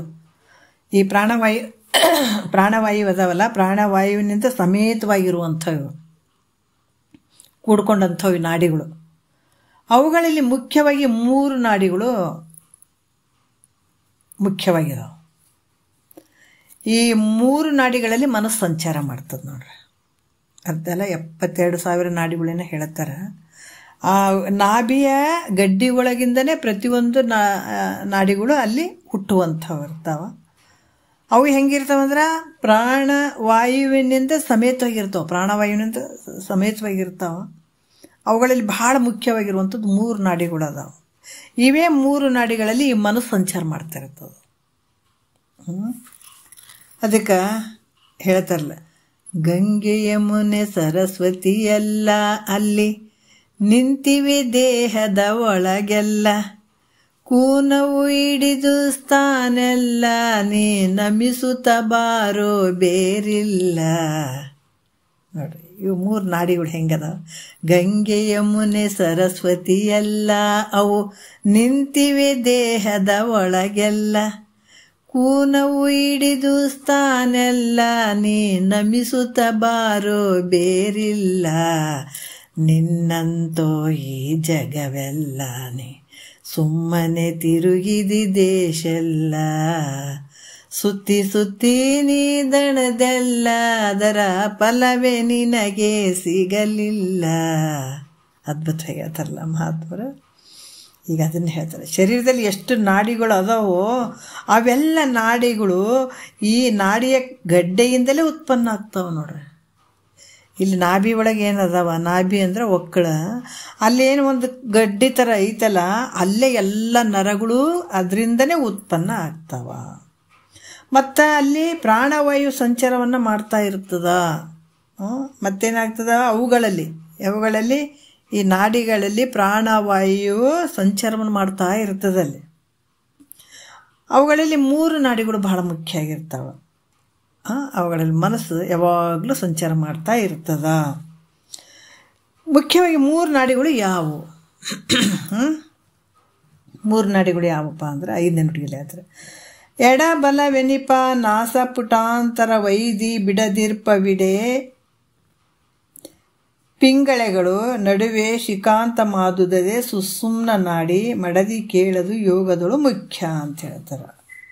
ಅಂದ್ರೆ ಎಡ ಬಲವೆನಿಪ, ಎಡ ಬಲ ಅಂತ ಹೇಳ್ಸಿಕೊಳ್ಳುವಂಥದ್ದು ಅಂದ್ರೆ ಈ ನಾಸಿಕ್ ರಂಧ್ರ, ನಾಸಿಕೇಂದ್ರಿಯ ಅಂದರೆ ಈ ಮೂಗಿನ 2 ರಂಧ್ರಗಳು ಅದಾವಲ್ಲ, ನಾಸಿಕೇಂದ್ರಿಯ. ಈ ಎಡಭಾಗದಲ್ಲಿರುವಂಥದ್ದು ಈಡ ನಾಡಿ, ಎಡಕಿನ ಬಗ್ಗಲ ಈಡ ನಾಡಿ ಅನ್ನುವಂಥದ್ದು. ಬಲಭಾಗದಲ್ಲಿರುವಂಥದ್ದು ಯಾವುದು ಅಂದ್ರೆ ಪಿಂಗಳ ನಾಡಿ, ಈಡ ಪಿಂಗಳ ಅಂತನ್ನುವಂಥದ್ದು. ನಾಸಿಕೇಂದ್ರಿಯ ಅಂತಾರೆ 2 ಇದು ಮೂಗು ಐತಲ್ಲ, ಮೂಗಿನ ಆಚೆ ಕಡೆ ಎಡಭಾಗದಲ್ಲಿರುವಂಥದ್ದು ಯಾವುದು? ಈಡ ನಾಡಿ ಇರ್ತದೆ ಎಡಭಾಗದಲ್ಲಿ. ಬಲಭಾಗದಲ್ಲಿ ಪಿಂಗಳ ನಾಡಿ ಅನ್ನುವಂಥದ್ದು. ಮಧ್ಯೆ ಇರುವಂಥದ್ದು ಯಾವುದು ಅಂದ್ರೆ ಇಲ್ಲಿ ಅಂಗಳ ಬಲ್ಲಿ ಇರ್ತಲ್ಲ, ಗಂಟಲ ಬಲ್ಲಿ ಅಂಗಳ, ಅದು ನಡು ಮಧ್ಯಕ್ಕೆ ಶಿಕಾಂತದವರೆಗೆ ಹೋಗಿರುವಂಥದ್ದು. ಈ ಮಧ್ಯ ಪೂರ್ತಿ ಇಲ್ಲಿ ಶಿಕಾಂತರವರೆಗೆ ಹೋಗಿರುವಂಥದ್ದು ಯಾವುದು ಅಂದ್ರೆ ಸುಸುಮ್ನ ನಾಡಿ. ಇವು 3 ಭಾಳಷ್ಟು ಮುಖ್ಯವಾಗಿರುವಂಥದ್ದು ಶರೀರದೊಳಗೆ. ಇದಕ್ಕೆ ಆ ಥರ ಗಂಗೆ ಯಮುನೆ ಸರಸ್ವತಿ ಎಲ್ಲ, ಇವು 3 ಶರೀರದಲ್ಲಿ ಭಾಳ ಮುಖ್ಯವಾಗಿರ್ತಾವೆ ನಾಡಿಗಳಲ್ಲಿ. ಎಲ್ಲ ನಾಡಿಗಳಲ್ಲಿ ಈ 3 ನಾಡಿಗಳು ಭಾಳ ಮುಖ್ಯ ಇರ್ತವೆ. ಇದು ಪ್ರಾಣವಾಯು ಇದು ಸಮೇತವಾಗಿ ಇವು ಸಂಚಾರ ಮಾಡ್ತಿರ್ತಾವ. ಮೇಲಾಗಿ ಮನಸ್ಸು ಇದರಲ್ಲಿ ಓಡಾಡ್ತಿರ್ತದೆ. ಈ ರೀತಿಯಾಗಿ ಇರುವಂಥದ್ದು ಇವೆರಡು ಇಲ್ಲಿರೋದ್ರಾಗ. ಮತ್ತಿಲ್ಲಿ ಈ ಗಂಟಲಲ್ಲಿ ಸುಸುಮ್ನ ನಾಡಿ ಇಲ್ಲಿಂದ ಡೈರೆಕ್ಟ್ ಎಲ್ಲಿಗೆ ಹೋಗ್ತದಪ್ಪ ಅಂತಂದ್ರೆ ಅದು ಸುಸುಮ್ನ ನಾಡಿ ಶಿಕಾಂತದವರೆಗೆ, ಇಲ್ಲಿ ಬ್ರಹ್ಮರಂಧ್ರ ಮತ್ತು ಶಿಕಾಂತ ಅಲ್ಲಿ ತನ ಇದು ಹೋಗಿರುವಂಥ ಸುಸುಮ್ನ ನಾಡಿ ಇವು ಭಾಳ ಮುಖ್ಯವಾಗಿರ್ತದೆ. ಇಲ್ಲಿ ಈ ನಾಡಿಗಳ ಮುಖಾಂತರ ನಾವು ಕ್ರಮವಾಗಿ ಅಭ್ಯಾಸದ ಮೂಲಕ ಪ್ರಾಣವಾಯುವನ್ನು ತಡಿತಕ್ಕಂಥದ್ದು.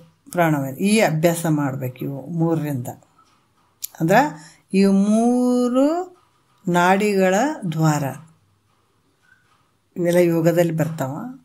ಕ್ರಮವಾಗಿ ಅಭ್ಯಾಸ ಮಾಡುವಂಥದ್ದು. ಕಾಮಿನಿ 6ನೇ ನುಡಿಯಲ್ಲಿ ಕಾಮಿನಿ ನೀನು ಒಲವಿಂದೆ ಭಾವಿಸು ಪೇಳಿದ ಈ 3 ನಾಡಿಗಳೊಡಗೂಡಿ ನೇಮವಿಡಿದು ಮಾಳ್ಪುದು ಹಸು ನಿರೋಧನವೆಂದು ಆ ಮುನಿವರರು ಒಲಿದು ಒರೆವರು. ನೋಡ್ರಿ, ಇದನ್ನೇನು ಹೇಳ್ತಾರ ಅಂತಂದ್ರೆ, ಕಾಮಿನಿ ಅಂದರೆ ಏ ಸ್ತ್ರೀಯಳೆ, ನೀನು ಒಲವಿಂದ ಅಂದರೆ ಪ್ರೀತಿಯಿಂದ ವಿಚಾರ ಮಾಡು. ಹೇಳಿದ ಈ 3 ನಾಡಿಗಳು ಕೂಡಿಕೊಂಡು, ನೋಡ್ರಿ, ಈ 3 ನಾಡಿಗಳು ಕೂಡಿಕೊಂಡು ಕ್ರಮವಿಡಿದು ಪ್ರಾಣಾಯಾಮವನ್ನು ಮಾಡುವಂಥದ್ದು. ಪ್ರಾಣಾಯಾಮ ಮಾಡ್ತಾರಲ್ಲ, ಇವು 3 ನಾಡಿಗಳನ್ನು ಹಿಡ್ಕೊಂಡು ಮಾಡುವಂಥದ್ದು. ಈಡ ಪಿಂಗಳ ಸುಸುಮ್ ನಾಡಿಗಳು ಇವು 3 ನಾಡಿಗಳಲ್ಲಿ ನೋಡ್ರಿ ಈ ನೇಮ ಪ್ರಕಾರವಾಗಿ ಪ್ರಾಣಾಯಾಮವನ್ನು ಅಭ್ಯಾಸ ಮಾಡ್ತಕ್ಕಂಥದ್ದು. ಪ್ರಾಣಾಯಾಮ ಇವು 3 ನಾಡಿಗಳನ್ನು ತಿಳ್ಕೊಂಡು ಈ 3 ನಾಡಿಗಳಲ್ಲಿ ನಿಯಮ ಪ್ರಕಾರವಾಗಿ ಇಲ್ಲಿ ಪ್ರಾಣಾಯಾಮವನ್ನು ಮಾಡ್ತಕ್ಕಂಥದ್ದು ಅಂತ ಯಾರು ಹೇಳ್ತಾರೆ? ಮುನಿವರರು ಬಹಳಷ್ಟು ಸಂತೋಷದಿಂದ ಹೇಳ್ತಾರೆ. ಅದರಿಂದ ಮುಖ್ಯವಾದ ಈ 3 ನಾಡಿಗಳು ನೀನು ತಿಳ್ಕೊ. ಶರೀರದಲ್ಲಿ ಮುಖ್ಯವಾಗಿ ಇವು 3 ನಾಡಿಗಳು ಭಾಳ ಮುಖ್ಯವಾಗಿರ್ತಾವಂತ ನೀನು ತಿಳ್ಕೊ. ಮತ್ತು ಈಗ ಮುಂದೆ 7ನೇ ನುಡಿಯಲ್ಲಿ ಹೇಳ್ತಾರೆ, ನೋಡೋಣ.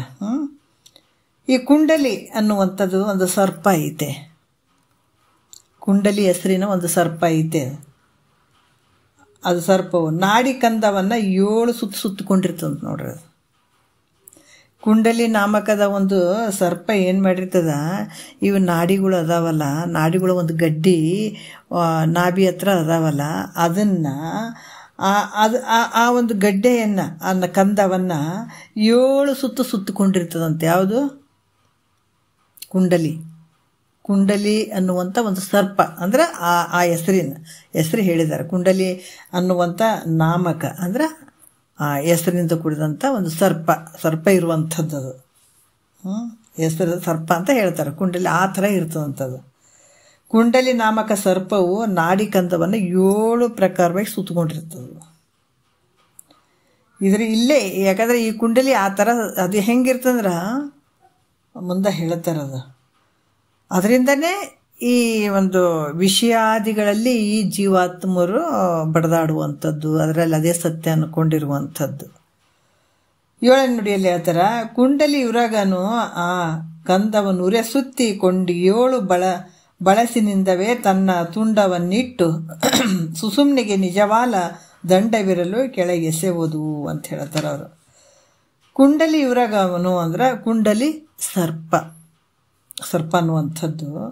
ಈ ನಾಡಿಯ ಗಡ್ಡೆ ಏನಂದ್ರೆ ಈ ಒಕ್ಕಳದಲ್ಲಿರುವಂಥ ನಾಡಿದೇನು ಗಡ್ಡೆ ಐತಲ್ಲ, ಇಷ್ಟೊತ್ತನ ಹೇಳಿದ್ದು, ಶರೀರದಲ್ಲಿ ಎಲ್ಲ ನರನಾಡಿಗಳ ಒಂದು ಉತ್ಪನ್ನ ಆಗುವಂಥ ಒಂದು ಗಡ್ಡೆ ನಾಭಿಯಲ್ಲಿ ಐತಲ್ಲ, ಆ ನಾಭಿಯ ಗಡ್ಡೆಯನ್ನು ಈ ಒಂದು ಕುಂಡಲಿ ಅನ್ನುವಂಥ ಸರ್ಪ 7 ಸುತ್ತಕೊಂಡಿರ್ತದಲ್ಲ, ಅದು ಸುತ್ತಿ ಏನಾಗ್ಯದ, ಆ ಸರ್ಪ ನಾಭಿ ಸ್ಥಾನದಲ್ಲ ನಾಡಿಯ ಕಂದವನ್ನು 7 ಸುತ್ತು ಹಾಕಿ ತನ್ನ ಮುಖವನ್ನು ಕೆಳಗ ಮಾಡಿ, ಅದ್ರ ಸರ್ಪದ ಮುಖ ಹೆಂಗಿರ್ತದಂದ್ರೆ ಕೆಳಮುಖ ಮಾಡಿರ್ತದದು.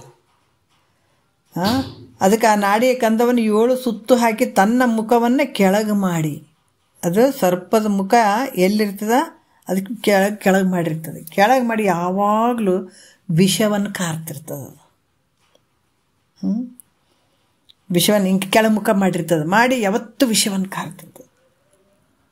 ಅದರಿಂದ ಏನಾಗ್ತದ ಅಂತಂದ್ರೆ ವಿಷಯ ಚಿಂತೆಯು ಹುಟ್ಟುವಂಥದ್ದು. ನೋಡಿ, ಈಗ ಯಾಕೆ ಎಲ್ಲರಿಗೂ ವಿಷಯ ಚಿಂತನೆ ಅದೇ ಸತ್ಯದ ಅದೇ ಶ್ರೇಷ್ಠ ಅದಂತ ಅದ್ರ ಬೆನ್ನು ಹತ್ತಿದ್ದೇ ಆಗ್ತಕ್ಕಂದ್ರೆ ಇದ್ರ ಸಲುವಾಗಿ. ಯಾಕಂದ್ರೆ ಆ ಕುಂಡಲಿ ಅನ್ನುವಂಥ ಸರ್ಪದ ಮುಖ ಹಿಂಗೆ ಕೆಳಮುಖ ಆಗ್ಯದ, ಹಾಗೆ ಅದರಿಂದ ಅದು ವಿಷ ಕಾರ್ತಾ ಇರ್ತದ. ಅದರಿಂದ ಏನಾಗ್ತದೆ, ವಿಷಯ ಚಿಂತನೆಗಳು ಹುಟ್ಟುವಂಥದ್ದು. ಭಾಳಷ್ಟು ಮತ್ತು ವ್ಯವಹಾರ ಮಾಡ್ತಾರಲ್ಲ, ಅದು ಬೇಕು ಇದು ಬೇಕಂತ ವಿಷಯಗಳ ಒಂದು ಬರೀ ವಿಷಯ ಚಿಂತನದಲ್ಲಿ ಅದು ಬಿಡೋಕ್ಕಾಗೋದಿಲ್ಲ ಅನ್ನುವಂಥ ಭಾವ ಇರ್ತದೆ. ಈ ರೀತಿ ಇದರಿಂದ ಅಲ್ಲಿ ಉತ್ಪನ್ನ ಆಗುವಂಥದ್ದು. ಮತ್ತು ತನ್ನ ಬಾಲ ಎಲ್ಲಿರ್ತದಂತಂದರೆ, ಆ ಸರ್ಪದ ಕುಂಡಲಿನ ಸರ್ಪದ ಬಾಲ ಎಲ್ಲಿರ್ತದಂದ್ರೆ ನೋಡ್ರಿ ಎಷ್ಟು ಅದ್ಭುತವಾಗಿ ಹೇಳ್ಯಾರ ಅವರು, ಭಾಳಷ್ಟು ಅದ್ಭುತ. ಅದು ಸುಸುಮ್ನ ನಾಡಿ ಇಟ್ಕೊಂಡು, ಆ ಬಾಲ ಸುಸುಮ್ನ ನಾಡಿ ಇರುವ ಬ್ರಹ್ಮರಂಧ್ರಕ್ಕೆ ಅದ್ರ ಬಾಲ ಇಟ್ಕೊಂಡಿರ್ತದಂತ ನೋಡ್ರಿ. ಅದು ಗೊತ್ತಲ್ಲ, ಸುಸುಮ್ನ ನಾಡಿಯಿಂದ ಬ್ರಹ್ಮರಂಧ್ರಕ್ಕೆ ಏನಾಯ್ದ ಅದು ಬಾಲವನ್ನು ಇಟ್ಕೊಂಡಿರ್ತದೆ. ಮತ್ತು ಒಂದು ಕೋಲ್ ಹೆಂಗೆ ನೇತಾಡ್ತಿರ್ತದೆ ಹಂಗೆ ನೇತಾಡ್ತಿರ್ತದೆ ಅದು. ಅದ್ರ ಬಾಲ ಕುಂಡಲಿ ಸರ್ಪದ ಒಂದು ಬಾಲ ಎಲ್ಲಿರ್ತದಂದ್ರೆ ಬ್ರಹ್ಮರಂಧ್ರ ತನಕ ಇರ್ತದೆ. ಆ ಬಾಲ ಅಲ್ಲಿಂದ ಕೆಳಗಿನ ಒಂದು ನಾಭಿ ಗಡ್ಡೆ ಏನದಲ್ಲ ಅದನ್ನು 7 ಸುತ್ತು ಹಾಕ್ಕೊಂಡು ಅದ್ರ ತಲೆ ಕೆಳಗೆ ಮಾಡ್ಕೊಂಡು ವಿಷಯವನ್ನು ಕಾರ್ತಿರ್ತದೆ. ಅದು ಒಂದು ಕೋಲಿನ ಥರ ನೇತಾಡ್ತಿರ್ತದೆ. ಮತ್ತು ಪ್ರಾಣವಾಯು ದ್ವಾರ ಜಠರಾಗ್ನಿಯನ್ನು ವೃದ್ಧಿಪಡಿಸಿ, ಪ್ರಾಣವಾಯು ದ್ವಾರ, ಯಾಕಂದರೆ ಅದರಲ್ಲಿ ಪ್ರಾಣವಾಯು ಇರ್ತದೆ ನೋಡು, ಪ್ರಾಣವಾಯು ದ್ವಾರ ಜಠರಾಗ್ನಿಯನ್ನು ವೃದ್ಧಿಪಡಿಸಿ ಅದರಿಂದ ಅದರ ಮುಖವನ್ನು ಮೇಲಕ್ಕೆ ಎಬ್ಬಿಸಿ. ನೋಡ್ರಿ, ಈಗೇನು ಮಾಡ್ತಾರ ಈ ಮುನಿಗಳು ಅವರೆಲ್ಲ ಏನು ಮಾಡ್ತಾರಂತಂದ್ರೆ, ಈ ಪ್ರಾಣಾಯಾಮ ಮಾಡ್ತಾರಲ್ಲ, ಈ ಪ್ರಾಣಾಯಾಮ ಇವೆಲ್ಲ ಮಾಡೋದ್ರಿಂದ ಆ ವಾಯುವಿನಿಂದ ಏನಾದ್ರೆ ಪ್ರಾಣವಾಯು ದ್ವಾರ ಆ ಜಠರಾಗ್ನಿಯನ್ನು ವೃದ್ಧಿಪಡಿಸುವಂಥದ್ದು, ಅಂದರೆ ಬಿಸಿ ಮಾಡುವಂಥದ್ದು. ಯಾವಾಗ ಜಠರಾಗ್ನಿಯನ್ನು ಬಿಸಿ ಮಾಡೋದ್ರಿಂದ ಏನಾಗ್ತದೆ, ವೃದ್ಧಿಪಡಿಸೋದ್ರಿಂದ ಏನಾಗ್ತದೆ, ಅದರಿಂದ ಅದರ ಮುಖ ಮೇಲಕ್ಕೆ ಬಿಸಿಗೆ ಏನಾಗ್ತದೆ ಅದರ ಮುಖ ಮೇಲಕ್ಕೆ ಹೋಗುವಂಥದ್ದು, ಮೇಲ್ ಮಾಡುವಂಥದ್ದು. ಯಾವಾಗ ಈ ಕುಂಡಲಿನ ಸರ್ಪ ಯಾವಾಗ ಕೆಳಗೆ ಮುಖ ಮಾಡ್ಕೊಂಡಿರ್ತದೆ ಅಲ್ಲಿ ವಿಷಯಾದಿಗಳು ಹುಟ್ಟುತ್ತಿರ್ತಾವೆ ಮನಸ್ಸಿನಲ್ಲಿ, ನಾನಾ ರೀತಿಯಿಂದ ವಿಷಯಗಳ ಚಿಂತನೆಯೇ ಆಗ್ತಿರ್ತದೆ. ಯಾವಾಗ ಈ ಒಂದು ಏನು ಕುಂಡಲಿನಿ ಸರ್ಪದ ಮುಖ ಮೇಲ್ಮುಖ ಆಯಿತು ಅಂತಂದಾಗ, ಅದು ಮೇಲ್ಮುಖ ಆಯಿತು ಅಂತಂದಾಗ ಅವಾಗ ಯೋಗ ಸಾಧನವನ್ನು ಮಾಡಿಕೊಂಡು ಅದರ ಮುಖವನ್ನು ಮೇಲಕ್ಕೆ ಎಬ್ಬಿಸಿ ಯೋಗ ಸಾಧನವನ್ನು ಮಾಡಿಕೊಂಡು ಅದರಿಂದ ಅಮೃತಪಾನವನ್ನು ಮಾಡ್ತಕ್ಕಂಥದ್ದು ಅಂತಂದ್ರೆ ಅಲ್ಲಿಗೆ ಅದು ಏನಾಗ್ತದೆ, ಮೇಲ್ಮುಖ ಆಯಿತು ಅಂತಂದಾಗ ಮತ್ತು ಅಲ್ಲಿ ವಿಷಯಗಳ ಚಿಂತನೆ ಹುಟ್ಟಂಗಿಲ್ಲ, ವಿಷಯಾದಿಗಳ ಭಾವ ಬರೋಂಗಿಲ್ಲ. ಆ ರೀತಿ ಮಾಡ್ಕೊಳ್ಳುವಂಥದ್ದು ಇಲ್ಲಿ ಯೋಗದಲ್ಲಿ ಕೂಡ ಹೇಳ್ತಾರೆ ಅವರು, ಈ ರೀತಿ ಮಾಡ್ಕೊಳ್ತಾರ. ಕೆಲವು ಮುನಿಗಳು ಇವರೆಲ್ಲ ಹಿಂಗೆ ಮಾಡ್ಕೊಳ್ತಾರೆ. ಹಿಂಗೆ ಮಾಡ್ಕೊಂಡಾಗ ಅಲ್ಲಿ ವಿಷಯ ಚಿಂತನ ಅಲ್ಲಿ ಆಗಕ್ಕೆ ಸಾಧ್ಯ ಇಲ್ಲ ಅಂತ ಹಿಂಗೆ ಹೇಳ್ತಾರೆ. ಆವಾಗ ಅಮೃತಪಾನ ಮಾಡ್ಕೊಳ್ಳುವಂಥದ್ದು ಅಂದರೆ ಆನಂದವಾಗಿ ವಿಷಯಗಳು ಚಿಂತನೆನೇ ಹುಟ್ಟಂಗಿಲ್ಲ ಅಂತಂದರೆ ಇನ್ನೇನು ಆನಂದನೇ ಇರುತ್ತಲ್ಲ, ಆ ರೀತಿಯಾಗಿ ಅಮೃತಪಾನವನ್ನು ಮಾಡ್ತಕ್ಕಂಥದ್ದು ಈ ರೀತಿ ಮಾಡ್ತಾರ ಅಂತ ಕೂಡ ಹೇಳ್ತಾರೆ. ಕುಂಡಲಿಯು 8 ಪ್ರಕೃತಿಯಿಂದ ಕೂಡಿಕೊಂಡು ಸಕಲ ಜೀವನ ಸ್ಥಿತಿಗಳಿಗೆ ಕಾರಣ ಆಗಿರ್ತದೆ. ಕುಂಡಲಿನಿ ಹೆಂಗದಪ್ಪ ಅಂತಂದ್ರೆ 8 ಪ್ರಕೃತಿಯಿಂದ ಕೂಡಿರ್ತದ ಅಂತ ಹೇಳ್ತಾರೆ. ಯಾವ ರೀತಿ ಅಂತಂದ್ರೆ ಇದು ಕುಂಡಲಿ 8 ಪ್ರಕೃತಿಯಿಂದ ಕೂಡಿಕೊಂಡು ಸಕಲ ಜೀವನ ಸ್ಥಿತಿಗಳಿಗೆ ಕಾರಣ ಆಗಿರುವಂಥದ್ದು ಇದೇ ಕುಂಡಲಿನಿ ಸರ್ಪ 8 ನುಡಿಲೆ. ಅದು ಅಕುಟಿಲೆ ಕೇಳು 8 ಪ್ರಕೃತಿ ರೂಪಿಂದೆ ಮೋಹಕಮ್ಮಾಗಿ ಮುಸುಕಿ ಕುಂಡಲಿಯದು ಸಕಲ ಜೀವಾತ್ಮರ ಧಾರಣ ಸ್ಥಿತಿಗತಿಗೆ ಗತಿ ನಿಖರವನೈದಿ ನಡೆಸುತ್ತಿರ್ಕು ಅಂತ ಹೇಳ್ತಾರೆ. ಅಕುಟಿಲೆ ಅಂದರೆ ಕಪಟವಿಲ್ಲದಂಥ ಮೈತ್ರಾ ದೇವಿಯೇ. ಎಷ್ಟು ಚಂದ ವರ್ಣನೆ ಮಾಡ್ತಾರೆ ನೋಡ್ರಿ. ಯಾಕಂದರೆ ಭಾಳಷ್ಟು ಮನದನ್ನೇ ಅಂತ ಹೇಳ್ತಾರೆ. ಮನಸ್ಸಿಗೆ ಮೆಚ್ಚುಗೆ ಆದಂಥ ಮೈತ್ರಾ ದೇವಿ ಭಾಳಷ್ಟು ಖುಷಿ ಪಟ್ಟಿದ್ದಾರೆ. ಜನ್ಮವನ್ನು ಸಾರ್ಥಕ ಮಾಡ್ಕೊಳ್ಳಿಕ್ಕೆ ಕೇಳ್ತಾ ಇದ್ದಾಳ ಅಂತ ಒಂದು ಕಪಟತ್ವ ಇಲ್ಲದಂಥ ಮೈತ್ರಾ ದೇವಿ, ಯಾವ ಭಾವನೆ ಇಲ್ಲ. ಅದಕ್ಕೆ ಕಪಟವಿಲ್ಲದಂಥ ಮೈತ್ರ ಆಲಿಸು ಕೇಳು ಅಂತ ಅನ್ನುವಂಥ ವಿಚಾರದಲ್ಲಿ ಹೇಳ್ತಾರೆ. 8 ಪ್ರಕೃತಿ ರೂಪಿಂದ ಅಂದರೆ 8 ವಿಧವಾದ ಪ್ರಕೃತಿ ರೂಪದಿಂದ ಇದೇನು ಮಾಡ್ತದೆ, ಸಕಲ ಜೀವರುಗಳಿಗೆ ವಿಷಯ ಚಿಂತನೆಯನ್ನು ಉತ್ಪತ್ತಿ ಮಾಡ್ತದದು. ಯಾವುದು? ಕುಂಡಲಿನಿ, ನಮ್ಮಲ್ಲಿರುವಂಥ ಕುಂಡಲಿನಿ. ಮತ್ತು ಮೋಹ ಮಾಡುವಂಗೆ ಮಾಡ್ತದೆ ಇದು. ಮುಖ್ಯವಾಗಿರುವಂಥದ್ದು ನೋಡ್ರಿ. ಈ ಸರ್ಪ ಹೆಂಗದಂದ್ರೆ 8 ಪ್ರಕೃತಿಗಳಿಂದ ಕೂಡ್ಯದ. ಮತ್ತು ಸಕಲ ಜೀವರಿಗೆ ವಿಷಯ ಚಿಂತನವನ್ನು ಮಾಡ್ಸೋಕೆ ಹಚ್ತದೆ ಅದು, ಮಾಡ್ತದೆ. ಮತ್ತು ಮೋಹಿಸುವಂಗೆ ಮಾಡ್ತದೆ. ಮತ್ತೇನು ಮಾಡ್ತದೆ ಇದು? ಸ್ವರೂಪದ ಜ್ಞಾನ ಆಗ್ಲಾರ್ದಂಗೆ ಮಾಡ್ತದೆ ನೋಡ್ರಿ. ಇದಷ್ಟು ಕೆಲಸ ಮಾಡ್ತದೆ. ದುಃಖಕ್ಕೆ ತೊಗೊಂಡೋಗ್ತದೆ. ಜನ್ಮಾಂತರ ತಿರುಗಾಡೋದಕ್ಕೆ ಇದು ಕಾರಣ ಆಗ್ತದೆ. ತಿಳಿಲಿಕ್ಕೆ ಬಿಡೋದೇ ಇಲ್ಲ ಅದು.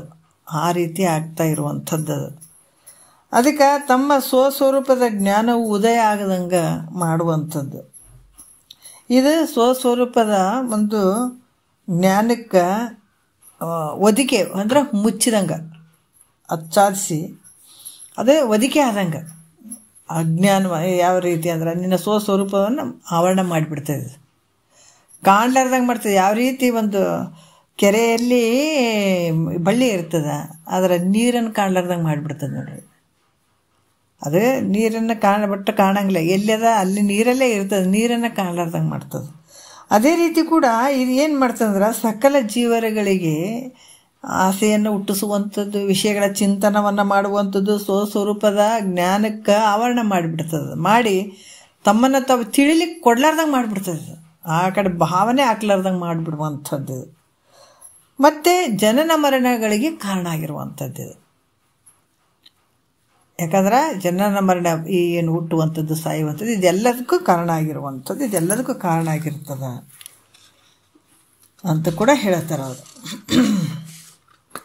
8 ಪ್ರಕೃತಿಗಳು ಯಾವುವು ಅಂತಂದ್ರೆ 9ನೇ ನುಡಿಯಲ್ಲಿ ಹೇಳ್ತಾರೆ. ಕ ಚ ಟ ತ ಪ ಯ ಶ ಈ ವರ್ಗ ನಾಮವನ್ನುಳ್ಳ ಪ್ರಕೃತಿಗಳು 8.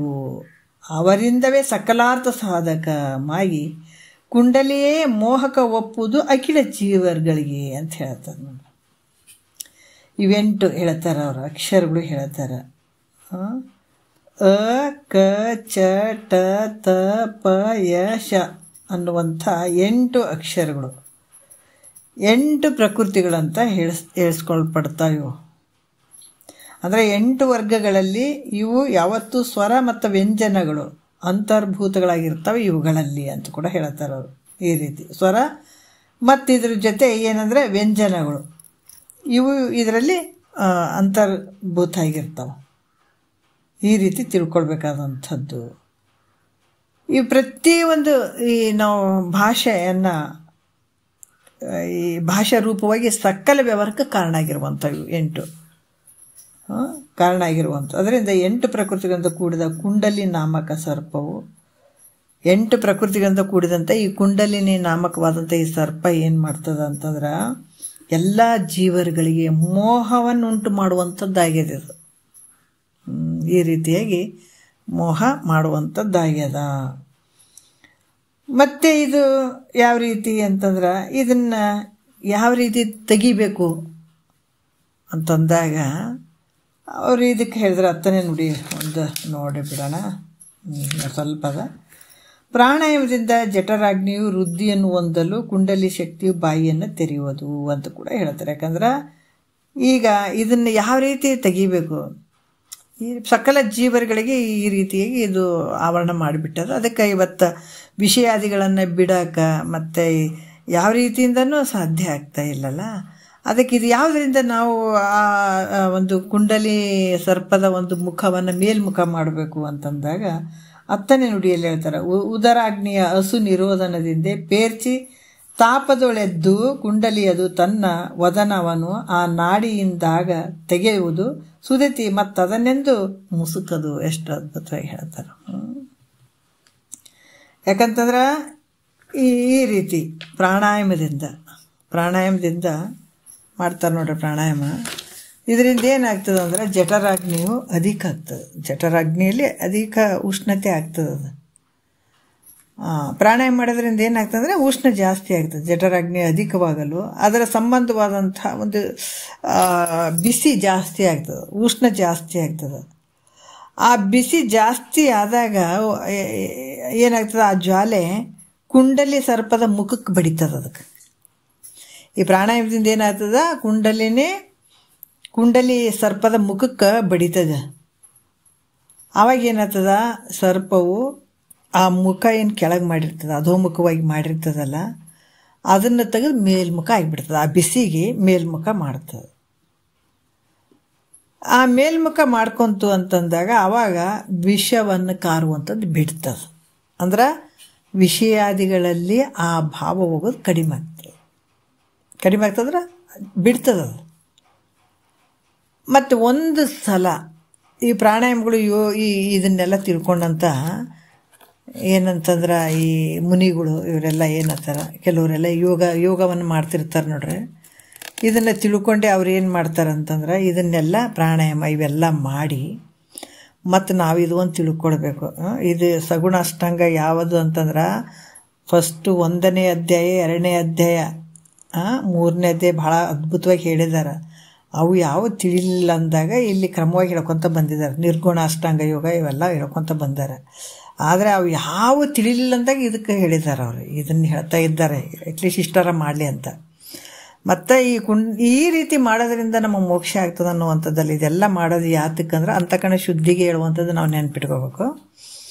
ಯಾಕಂದ್ರೆ ಈ ಒಂದು ಸರ್ಪ ಏನದ ಒಂದು ಪ್ರಾಣಾಯಾಮ ಮಾಡೋದ್ರಿಂದ ಅದು ಉಷ್ಣ ಜಾಸ್ತಿಯಾಗಿ ಅದ್ರ ಮುಖ ಕೆಳಗಿದ್ದ ಮುಖ ಮೇಲ್ಮುಖ ಮಾಡ್ತದೆ. ಮಾಡಿದಾಗ ಆವಾಗ ಈ ಮೋಹ ಮಾಡುವಂಥದ್ದು ಭಾಳಷ್ಟು ವಸ್ತುಗಳ ಮೇಲೆ ಮೋಹ ಇರ್ತದೆ, ಶಬ್ದಾದಿ ವಿಷಯಗಳ ಮೇಲೆ ಮೋಹ ಇರುವಂಥದ್ದು, ವಿಷಯಗಳ ಚಿಂತನೆ ಯಾವತ್ತೂ ನಮ್ಮ ತಲೆ ಕುರಿತಿರ್ತದಲ್ಲ, ಈ ಭಾವ ಅಲ್ಲಿ ಹೋಗಿ ಅದು ವಿಷ ಕಾರುವುದನ್ನು ಬಿಡ್ತದೆ.